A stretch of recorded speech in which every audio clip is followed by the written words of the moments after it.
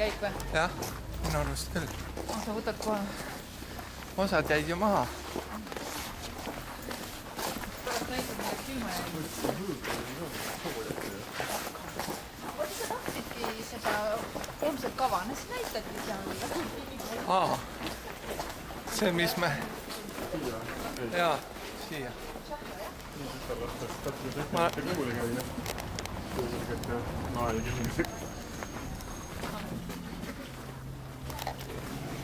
Lõvidel peavad jah, tegelikult, kui me räägime meeskonnatööst, ainult emased. Isast lõvivad seda suurt lõvikuninga. Emased võivad kasutada ja nii midagi. Aga just nimelt ja ainult kasutada. Sest ta ise kiiresti, efektiivselt ja enda jaoks suudab ja teiste jaoks grupi liikmete jaoks küllaltki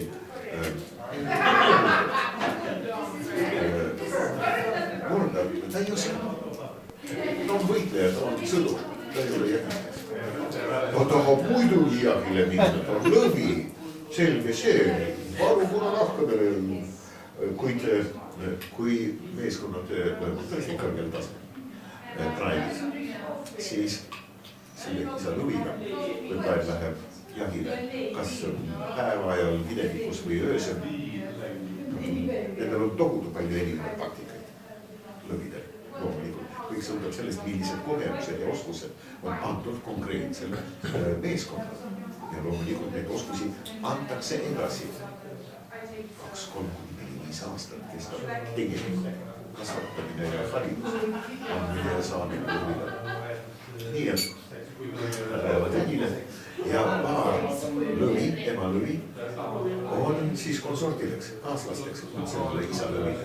Kui isa lõvi sinna põkkele, nad tahavad kõik jahile minna, okei, siis pooled emased tegelevad sellega, hoiavad tagasi neid supersõdureid, eks ole, kuningaid. Kuidas nad seda teevad? Loomulikult väljastades seksuaalselt kutsub näeb. Vaat seda kohta. Kui nad näevad, et isa lõvi, eks ole, siuke loht, eks ole, kõik ei ole. Kohe läheb nüüd murdma, eks ole, nutsõtmeid, eks ole. Ja otse kohe üks või teine, eks ole, tuleb tema ette ja näitab seda kohta. Kuidas palun? Kas tõesti? See ei ole ju juuni ja juunikuu. Aeg, kui kõikidele vastab korraga, see on ka meeskonnatöö moment ja väga tähtis. Kõikidele vastab korraga on ovulatsioon minuti täpsusega ühel ja samal ajal. Kui sünnivad pojad ja näiteks kellegi ema surmas on või ei lakteeri, siis teistel leidub piima ka tema jaoks.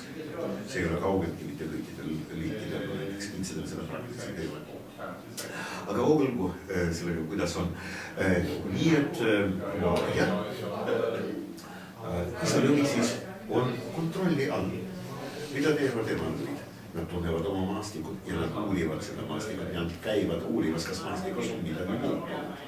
Nad koguvad informatsiooni ja vahetavad seda, nad kutsuvad teineteist tule siia, siin on midagi, mida sa pead kuulsutama ja nägema.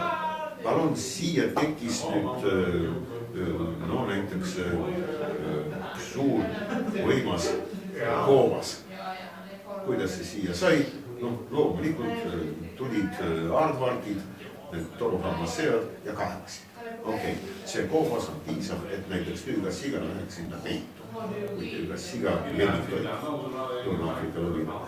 Lemmik saab, kui ta läheb niisugusesse paika, kuhu ta mahub sisse, saba ees, siis nagu vaat selliste kihvadega. Jätab ta välja poole ja lõvid ei saa näha.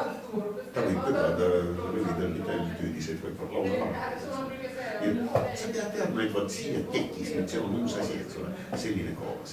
Ja nad kutsuvad teineteist ja näitavad seda kohta ja teavad kõikidest tähtsatest muudest. Nii et reeglina täpselt tundes oma nad valivad vastavalt sellele, kuidas paiknevad potentsiaalselt saatavade karjad. Nad valivad selliseks mõni põõsastik siin ja mõni põõsastik vastas. Ühte põõsastikku meelitakse seesama isa lõvi oma kahe naisega, kes ja nad muudkui kurameerivad, kui ta hakkab üritab aktsiooni astuda, siis ta saab kohe paika pandud, eks ole. Ja siis on täiesti ja mõnda aega ja tahab nagu jahile minna. Siis talle jälle öeldakse, aga mina siin. Ja sellest tõesti piisab. Ja ta on seal siis väga õiges kohas. See kuni ta on kontrolli all. Teine osa, kõige raskem, emalõvid, kõige tugevamad ja raskemad ja kõige kogenud, lähevad kuskil vastas, niisuguse ala kaugusel olevasse, vastas olevasse võssa ja peidavad ennast sinna.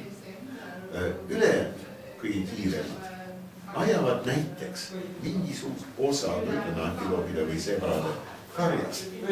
Parem kui ühte või kahte looma, mitte üle selline. Ajavad kõige parem kui ühte looma. Näiteks kahe, näiteks põõsa vahel. Ja õigel hetkel, kui see antiloop on parajasti nende kahe põõsa vahel lähenemas, need 2 või 3 prouad, siis üks, kes seal kontrolliks võiks äkitselt, ma ei tea, hammustab ta samast või annab talle tõesti korralikult kõrvakiilu, nii et lõvi üle loom, kes paanikas on loosem, eks ole. Ja on juba siin selle lõvi vastaseks on. Loomulikult kohkub ja võtkab täpselt valitsejate kõige tugevamate valitsejate käpade vahel. Nemad teevad väga lihtsalt. Üks nii paneb istuma selle looma, et see oli järsu. Teine eespool paneb, kui see on sarvine loom, ühe käpa talle sarvide peale eestpoolt, teist käpa üle kaeda sinna ja siis teeb sellise liigutus. Liha tehes.